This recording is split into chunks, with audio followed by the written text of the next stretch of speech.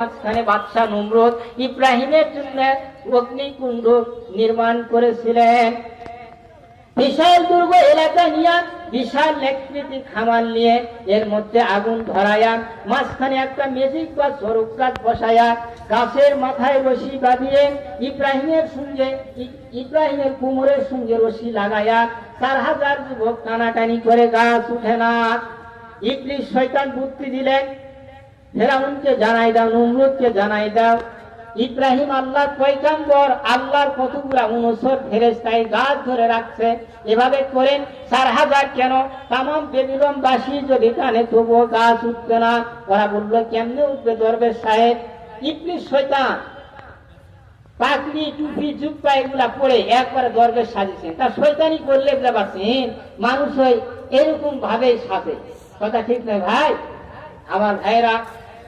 ওরা বললো কেমনে উঠবে? বলে আমার কাছে বুদ্ধি আছে। এই মুহূর্তে ইব্রাহিমকে যদি উলঙ্গ করে দিতে পারো, তার পরনের কাপড়টা খুলে যদি ন্যাংটা করে দিতে পারো, ফেরেশতা গুলি লজ্জিত হয়ে চলে যাবে, গাছ অটোমেটিক উপরের দিকে উঠে যাবে। এই বুদ্ধি দেওয়া যায় ইবলিস। বুদ্ধি ভালো না খারাপ ভাই? শয়তানের বুদ্ধি তো শয়তানের মতনই হবে, কথা ঠিক নয়? ইব্রাহিম আল্লাহর পয়গম্বর হযরত ইব্রাহিম আলাইহিস সালাম তিনি যখন অগ্নিকুণ্ডের মধ্যে পড়েছিলেন, পাথরের মধ্যে সেজদা দিয়েছিলেন, তার হাঁটু পেশানির দাগ আজও পর্যন্ত পাথরের উপরে আছে, বলেন সুবহানাল্লাহ। এই দুই পাহাড়ে দুইটা আল্লাহ নূরের তাজাল্লি পড়ে যায়।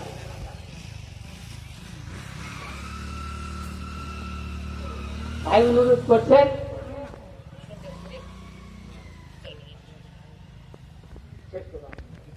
আচ্ছা আচ্ছা ঠিক আছে।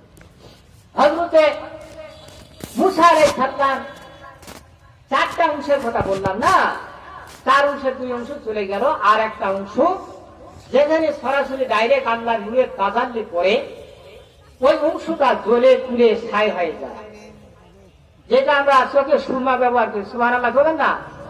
জোরে বলেন সুবহানাল্লাহ। আল্লাহ নূরের তাজাল্লি, অর্থাৎ আল্লাহ নূরের তাজাল্লি পড়ে পাহাড়টা গোটা একবারে পুড়ে এটা ছাই হয়ে গেছে, সেই ছাই হচ্ছে সুরমা। সুবহানাল্লাহ বলেন না? আর যে অংশের উপরে মুসা আলাইহিস সালাম বেহুশ হয়ে পড়েছিলেন, ওই অংশটা ভালো ছিল, বলেন সুবহানাল্লাহ। মুসা আলাইহিস সালাম খাজুর গাছে হেলান দিয়ে আল্লাহর সাথে কথাবার্তা বলতেছেন, আর ওই যে কাকিল ফাজলি দরবেশ বুইসা উনি তখন 1 পা 2 পা করে আসে, দেখতেছেন মুসা আলাইহিস সালাম আল্লাহর সাথে কথা বলতেছেন, দৌড়ে যায় পায়ে পড়ছেন। আল্লাহ রাব্বুল আলামিন নবীদেরকে একটা